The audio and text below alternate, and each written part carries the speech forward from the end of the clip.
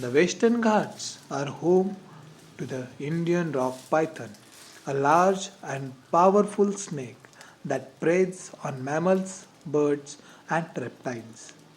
The Indian rock python is one of the largest snakes in the world, reaching lengths up to 20 feet, that is approximately 6 meters. The snake is olive brown or tan in color with dark brown or black spots and stripes. The Indian rock python is found in the forests and grasslands of the Western Ghats as well as in some parts of Sri Lanka. The Indian rock python is a non venomous snake, but it is still dangerous to humans. The snake constricts its prey to death and has been known to kill and eat humans.